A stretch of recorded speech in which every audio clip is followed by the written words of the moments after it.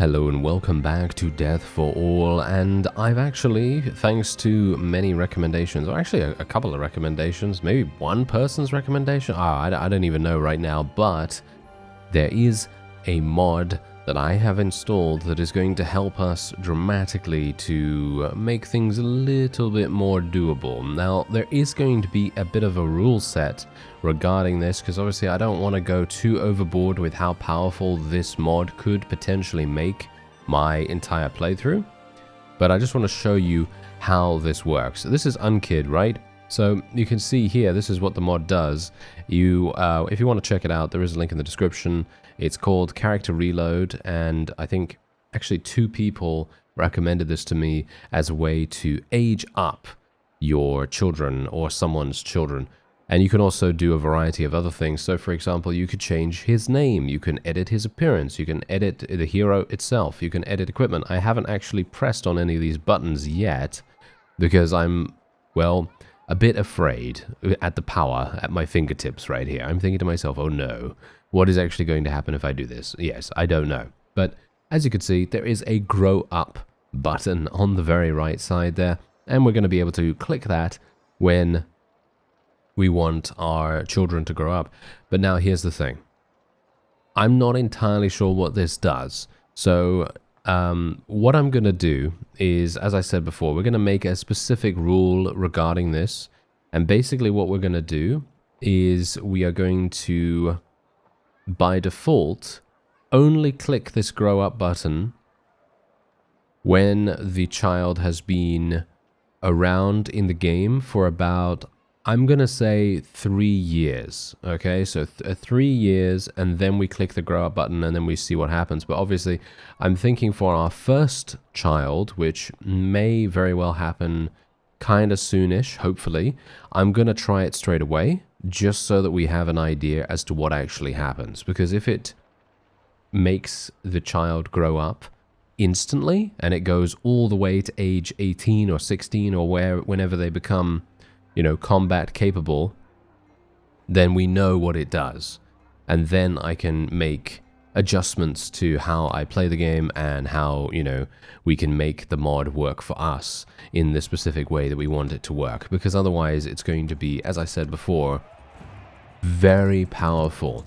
This is an extremely powerful mod, and, you know, to be fair, you know, I don't really want to be you know, I don't want to use it too significantly so that it just completely eliminates all potential challenge out of the series. Because of course, you know, considering we have a very high chance of death, I don't really want to be in a situation where we make ourselves immune to that threat, because that's the whole point, you know.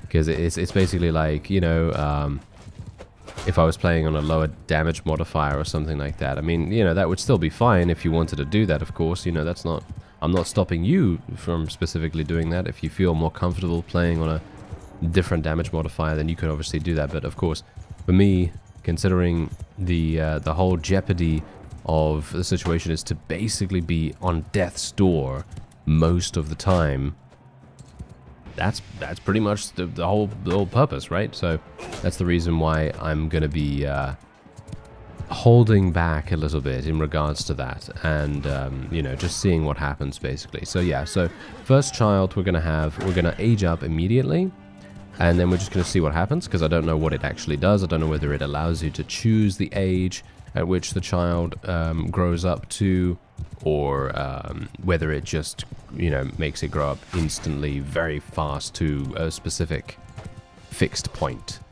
So we're going to see exactly what happens with that, and then from there, then from second child onward, we're going to make it so that we have a, as I said before, we're going to have a specific point at which we then utilize the mod itself, and we're going to make it so that we have probably 2 to 3 years. Not sure if we'll make, I think probably 3 years seems like a pretty decent time to do it, because we don't, as I say, we really don't want to make ourselves super powerful, but that's the point. I don't really want to avoid battles for 3 years in game, that is, of course.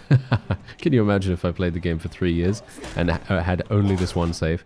yeah, that would be pretty crazy. But anyway, all I'm saying is we'll just see how it goes. But we could always change the rule and make it a little bit more suiting to our efforts. So if we think that, you know, if we think that 3 years is too fast, then we can always change it to 5 years or whatever. We just have to should make sure to kind of check on that stuff, because obviously I'm not going to have any kind of pop-up window or anything like that will basically go, oh, your child needs to age up at this, you know, specific moment and so on. So we will have to be a little bit, you know, aware of that ourselves. Anyway, I have 2,000 gold. I'm actually very much a bit worried about my money situation, because as you can see, I'm actually losing 242 gold every single day, which is pretty significant, all things considered. But if we can actually get into a couple of battles, then that shouldn't be too bad. I would like to be able to eliminate a bandit hideout, if at all possible. That would be fantastic. Because here's the thing. Obviously, because I had to give a huge amount of money to be able to marry our wife, you know, to marry our spouse, we now basically have no cash. Because I actually had, I think, 13,000 cash or something like that. Oh, escort merchant caravan. Okay, this could either go extremely well, or it could go extremely badly. It's a bit of half and half right here, but we're going to give it a go nevertheless. Let's actually just take a quick look and see if I can maybe buy a bow, because I would like a bow. There is a bow available here, as you can see, but unfortunately, because I don't have any bow skill, because I actually did not go for any bow skill, surprisingly enough, when we first started, even though I have 3 focus points in it, as you can see. Apparently I did go for some bow skill when I created the character, but apparently that doesn't make any difference. No, apparently that's pretty terrible. Anyway, I will go for another focus point in one-handed here, because I'd like to get that to 3, as I am using one-handed most of the time. I think that kind of makes sense. And otherwise, we're just going to level up my social skill once more to 7. I kind of want to make sure that our... Is that a good idea, actually? Because our spouse is actually going to go into combat. See, now that's the thing. I am worried very, very much about us going into battle and then having our spouse die and then being unable to persuade anyone else or convince anyone else to potentially marry us. But of course, we do have the possibility of some crazy chances for that to happen, because let's face it, this one was pretty crazy in itself. Anyway, let's try it. Let's try it. I'm a bit worried about this, but this is quite a significant money gain for us, and I think it's kind of worth it. Let's actually just take a quick look. Okay, yeah, I am actually maxed out. I do have borrowed troops available as well, which could potentially pay off relatively soon too. And we're traveling to Kasira. How many do we go to? 3 settlements. Okay, 3 settlements. Okay, so Kasira is the first one, and then I'm going to assume we just have a bunch of others in Azerai territory. It would be quite funny if we, you know, had to walk all the way to Vlandian territory or something like that. But no, doesn't seem like that is the case at the moment. But you never know about these guys. You know, sometimes they're a little bit weird about that kind of thing. Anyway, I have a wonderful sword here, so I will try to make the best of things. Ooh, this is not somewhere where I will be making the best of things, because they have spears. And of course, that's not going to really work out too well for me. But I will try to... Yes, hello there. That was a nice hit. Can I get some more of that, please? Nice. Yes, there we are. Wonderful. Ah, yes, I'm getting a little bit unlucky sometimes with these, because I'm misjudging the range just ever so slightly, but shouldn't be too bad. Shouldn't be too bad. Oh, no, that was not good enough. My speed bonus did get kind of diminished at the very end of our swing there. Kind of sad, but alright. Not too bad, I suppose. As long as we can get some kills here and there, that's all that really matters. And if I can eliminate this guy... He actually switched to his sword, really? Okay. Kind of surprised about that. Nice little stabby stab. No, the stabs are way... In my opinion, you've got to be much more skilled than I am to be able to make those thrusts work on horseback, because you need to be spot on, you know, pinpoint accurate for those. And in comparison, the slashes are literally just like, oh yes, that's a very easy hit right there. But I'm actually pretty happy that I did spec into some one-handed.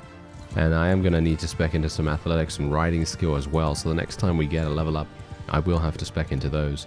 Because that is, you know, our primary method of staying alive for the most part. Anyway, there we go. 4 and out. We only got 68% of the loot. Are you serious? Only 68%? Okay, well, I guess that's just how it goes. Alright, we'll just level up a couple of these people. Very nice indeed. And we're going to send the troops back now. So we actually gain 2,400 cash, which is very nice. We also gain this wonderful sword. Not sure if I really want to use this because it does have a slightly lower length, which is obviously the main problem here. And of course, if you think about the swing speed is very good on this. Maybe Mr. Canar here could potentially utilize the sword. Yes, that seems like a much better idea. And I will be giving him a shield. Let's give him that one. And, oh, we actually do have some bows. Aha, okay, I just got some bows. Okay, so I'm thinking personally that I will be using one of these. Let's see which one is better. The hunting bow is obviously better than the splintered one, of course. And I do need to go and make a brief stopover in Kasira, because I'm very much hoping that we will be able to get some arrows there. And you never know, maybe they're going to show up and maybe they're going to try to attack the caravan again. There have been times where the bandits will attack a second time before going into the potential town. So that there's also that. Anyway, let's have a look here. Okay, 24 stack amount. I guess I will buy this. Oh, that's 2,600. Oh, should I really do that? Yeah, okay, fine. I will do that. It is my character, so I might as well, you know, splurge a little bit on that, you know, try to spend a little bit of extra cash. Yeah. I'm a bit worried about spending this money now as well. Oh, well, never mind. Okay, 1,180. And do we have enough? Yeah, we do have enough food. Okay, that's absolutely fine. Right, okay. I would have liked to have recruited some people, but that's actually not too bad. Escort Merchant Caravan. There are so many escort missions available at the moment. Actually, kind of crazy.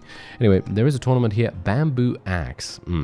Okay, I will be doing the tournament literally just because we gain so much renown for this.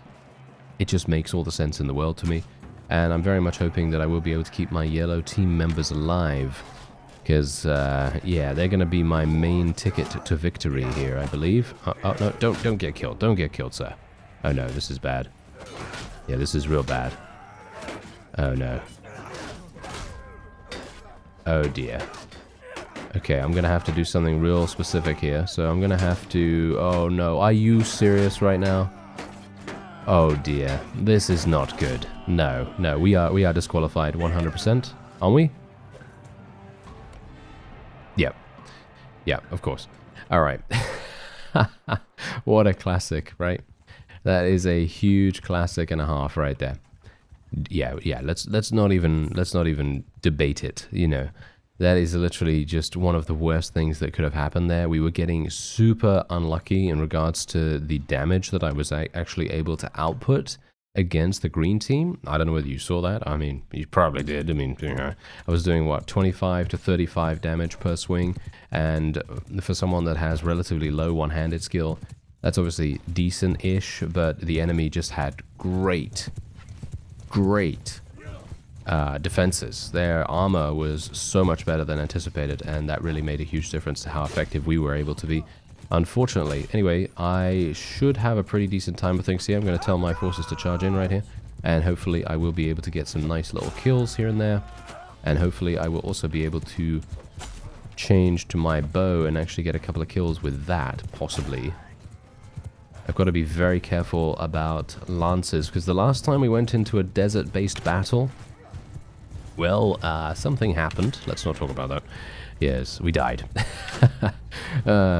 Yes, that is the thing that happened. Okay, so if I can just maybe get a couple of shots off here, then I might be able to upgrade my bow to something that is slightly better. I could actually shoot my own people, shouldn't I? Oh yeah, I can actually shoot my own people, because someone actually said to me a while ago that it does indeed level you up to shoot your own troops, which is very surprising to me. But if worst comes to worst and I need to level them up, why not, right? Why not? I mean, I could do it, you know? I mean, I don't know whether it's even worth it, to be honest. I mean, technically, you know what? That might actually be a really good way to level up, at least initially, because what you can do then is you can probably go into like a battle against one bandit or something like that, and just as the bandit is running across the battlefield, you can circle around on your mount and you can try and shoot at your own held position troops, and you can try to get the maximum skill bonus, you know, for getting headshots and so on and so forth on horseback. And that may in fact make a significant difference to someone that doesn't necessarily have very good combat skills, at least initially. And then you're going to be able to level those up and then eventually become much more proficient in that. So that actually makes quite a bit of sense, in my opinion. Anyway, we are missing out on some war mounts now, unfortunately, but you know, that's just how things are. At this point, I was able to take some prisoners. Oh yeah, that reminds me, I do need to sell prisoners instead of keeping them around. I consistently keep prisoners because I always think to myself, maybe I'm gonna find a manual laborer task or something like that. And in actual fact, it's less than likely that you're gonna get anything like that, so I generally just, I think I should just sell them, you know, I think I should just sell them straight up and then just get the money for it, because we want to be able to move as fast as possible. I'm going to continue selling absolutely everything that I can. And there we have it. Okay, 1800, not bad at all. Wonderful. Okay, so this guy has weapons. The weapon thing is actually okay, but not that great, I'd say. Anyway, let's have a look at this. Riding, plus 20%. Yeah, plus 20% hit points to our mount. I think that's much better.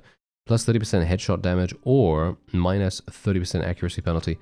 I will go for the accuracy penalty right there. We are actually already at 30 bow skill. And yeah, we are almost level 9. So we are definitely going to be leveling up our riding skill in the next level whenever we get that. Unfortunately, this caravan has depleted its numbers rather significantly, which is a little worrying. Not sure whether they can actually be completely eliminated, because this is a task. I'm sure it can. There we have it. Okay, wonderful. Our spouse has finally arrived, and she has 108 in steward skill, and hopefully hopefully she's gonna stick around. Yes, hopefully she will stick around, because technically she is not a combat person, as you can see. She is literally just a riding, charm, steward, and trade person. So, I mean, technically what I could do, I'm actually going to just try this out, just because, wait a minute, let me just do something real quick. I'm just going to save real fast, because I'm a bit worried about the game crashing. You never know. It might. Okay, there we go. All right, so this is the screen that happens when you click on the Edit Hero button. So as you can see, you do have skill points to spend, you have perks, and you can actually reallocate these perks however you want, which in my opinion is actually crazy cool. I really, really love that. I think that is amazing. So you can give yourself traits, you can give yourself a variety of different benefits. What did she have? Did she have 3 or 2? Oh no, now I've forgotten. I think it was 3. I don't know. If it was 2, then by all means let me know and I'll change it back, but it doesn't really matter, I suppose. Not that much, at least, because she has, well, she has nothing in combat skills as it is. But, yeah, so anyway, what you can then do is you can select all of these various things. So for example, let's say that I wanted to have additional points in steward. You can just drag this bar along here, and then I can put more focus points, less focus points, and so on and so forth in this. And the same thing with the skill levels too. So for example, it's at 108 right now. I don't want to actually increase this by mistake. So we're just going to increase this all the way to 300. So you can actually go all the way to 300 if you want to. So this, in my opinion, is an absolutely wonderful mod if you want to customize your entire experience. So let's just say that you are playing really hardcore challenge or something like that. You can remove all of your skills if you want to do that.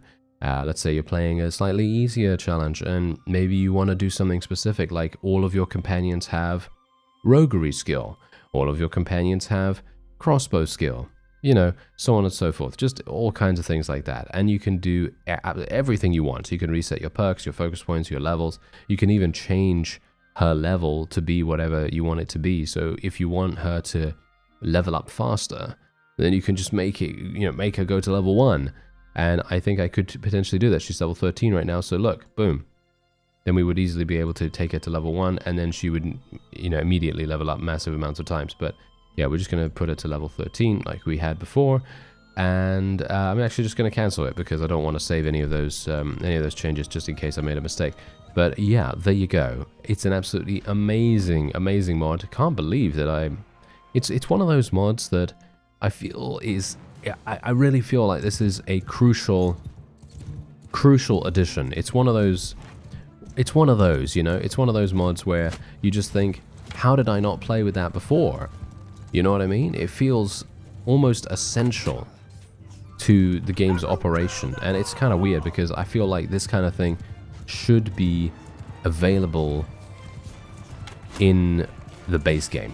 It's one of those times where I think it's kind of like Chaos's Tweaks, but on a much more customizable level. Although, to be fair, Chaos's Tweaks does allow you to pretty much change anything you want, but it is much more passive, I suppose. It has a lot less to do with your own input, and it's more to do with what you gain in the actual game itself, I suppose. So, whenever you're going into a tournament or something, you're going to gain different amounts of renown, different amounts of influence, different amounts of experience, and so on and so forth. Whereas what is it called again? Character reload? It's kind of a weird name for it. I don't know. But yeah, whatever the case, character reload is much more customizable from a character perspective rather than a gameplay perspective. But I very much enjoy that. I love having those kinds of functionalities, because whenever you have that, you always think to yourself, wow, I can make this so much more immersive. I can make this so much more, custom tailored to my own experience. And I don't have to, I don't know, there's just like a hypothetical situation here. For example, me, when I was doing a previous playthrough, and I couldn't find a smithing companion to save my life, because at that point in that version, the game didn't have one. It literally just didn't have a smithing companion. So what I needed to do is I needed to just recruit one, and then I needed to train one up from 0, which obviously is absolutely fine, because sometimes, of course, there's just not going to be a companion. However, they've now changed that since that version, and as far as I'm aware, you can now find a companion of every single kind in the game from the start. So that's obviously very nice. I like that change. However, well, you don't need to worry about that any further, because what you can do is you can have character reload, and you can literally just do whatever you want with the companions. So let's say, let's say Soren here, right here. I could literally just go into her stats right now. She basically has no one-handed skill whatsoever. So if I wanted to make her into a slightly better, competent one-handed fighter, I could just give her 60 in one-handed weapon proficiency. And as a, as kind of like a penalty for that, I could take away her engineering skill if we didn't necessarily want her engineering skill, to be used. So I could take away 60 points from engineering, and then I could put 60 points in one-handed. Obviously, I don't have to do that, but that is just to keep things a little bit more balanced and so on. But what I'm trying to say is you can basically make your companions into anything you want with this mod, which I very much enjoy, because any single time a mod or a game feature or something gives me the opportunity to customize my experience, I am all for that. And look at what we have here. We actually have a Masterwork hunting bow. Can you believe it? Wow, okay. Getting pretty lucky here, but all things considered, is it that lucky if I'm literally just gaining a hunting bow, a Masterwork version of a hunting bow? I mean, yeah, generally that's pretty good, don't get me wrong, that's pretty good, but as it stands, I don't know whether it's really that amazing. Anyway, we are just going to go here, and unfortunately, yeah, we don't have a shield for her or anything like that, but we can technically buy one, so I suppose we will do that. Let's just buy one that is relatively decent. Yeah, the round shield. I'm going to actually buy 2 of these because I want to use one myself. There we go. And yeah, that's going to help her a great deal to hopefully survive. I'm actually thinking, oh, she gained a significant amount of one-handed skill. I'm actually really surprised that she was able to do that. I think she actually gained a kill or two during that battle, that last battle that we had. So that's pretty amazing in itself. And technically what I could do is actually buy her a spear. I'm thinking, yeah, you know what? Shall we just do it? Shall we just do it? Yeah, I'm thinking we will. And let's go for something that's relatively long so that she can make good use of it with her AI timing, because she's no doubt going to be extremely good at that. And yeah, so now I have to be very, very wary and very careful about what we actually do. But the problem is, I don't know whether you noticed, but in that last battle, we actually did see her die. We did see her get eliminated by the enemies, but thankfully she didn't actually succumb to her wounds. So yeah, I'm not sure how that's really going to work. I mean, I guess the best thing that we can do is just kind of maybe assign her to like a different tag or something like that. I'm not sure if we can really make that work, to be honest, but hopefully I'm fast enough to catch up to these desert bandits. Yes, I think I am now able to do that. That's very nice. We're just going to go into auto-resolves against these guys because there's no real, in my opinion, there's no real challenge in going straight on in here anymore. And there is a bandit hideout nearby, which I might like to go into. Yeah, I think I will. Just purely for the fact that it is right there. It's going to just knock the entire task out of the park for us. So I'm actually pretty happy with that. Anyway, I'm going to go for Desert-born here because plus 5% travel speed on deserts and dunes. It just makes all the sense in the world because that's where we're going to be spending most of our time, I suppose. Otherwise, I'm going to be increasing my athletic skill once again. And we're going to be waiting until nightfall for the ambush. And I am actually going to be doing something that I have very rarely done because, of course, companions and things, I didn't really care about them too much because they had an extremely high chance to survive most of the time. But in this time around, I'm actually not going to be taking them into this fight at all. I'm going to be leaving them where they are. And even Soren, who is actually combat ready, I'm not going to be taking anyone in. I'm just going to be taking all my regular units in, and then we're just going to see what we can do. Oh yeah. So people have told me that the fire at will thing is currently enabled by default when I go into the bandit hideout. Now, I do know this. Don't worry. I do know this. But generally, I actually prefer if they don't use ranged weapons. But shall we just try it, okay? Usually, I don't like it when they use ranged weapons because it keeps them a little bit too docile, a little bit too passive for my liking.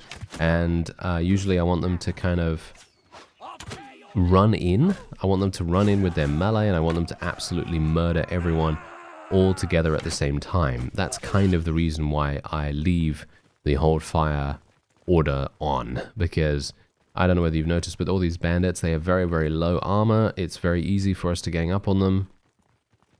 And what can happen with the ranged being enabled is, from what I've seen in the past, units can get separated very easily, and from them getting separated because they are indeed using their ranged solution, they can then be picked off. They can be singled out and picked off, and that is obviously not something that you ever want to have happen, do you? No. So that kind of thing can happen quite a lot, and I'd like to try and maintain as much of my army as possible, especially these higher level units. So that is the only reason why I generally tend to do that. Although, to be fair, if you are running around with... Oh, look at this. That is so funny. Yes, anyway, if you are running around with a primarily archer-based army, then, of course, by all means, turn off the hold fire order, because, let's face it, they're going to need to use their bows to actually win this.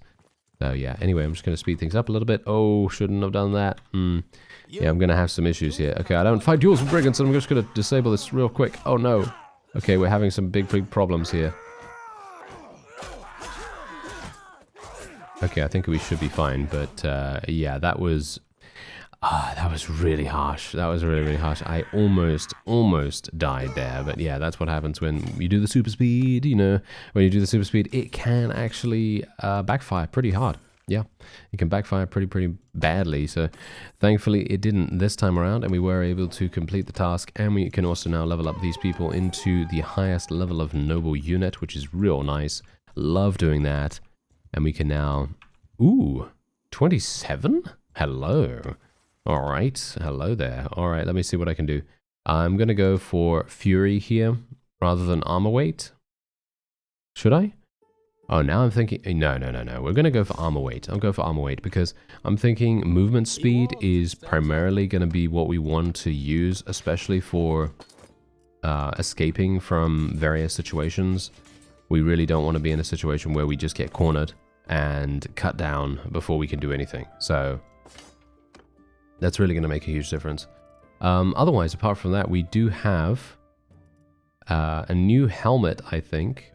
Yep, there we go. She can now wear this, which is very nice. Do we have anything to go on her shoulders? No, I think I probably want to get something like that. But that was a really, really nice battle for us right there. That actually gave me a sword that I can sell for a pretty significant amount. So I'm looking forward to that. Otherwise... I think that is actually going to be it for this episode. I actually wanted to go for a bit of a longer episode today, but I have run out of time, so I won't be able to do that. However, there will be a longer one next time.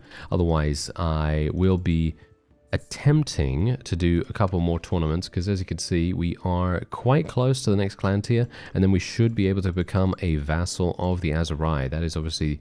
still my main goal here. Becoming a vassal is going to be pretty important for us because I'd like to level up my charm skill as fast as possible.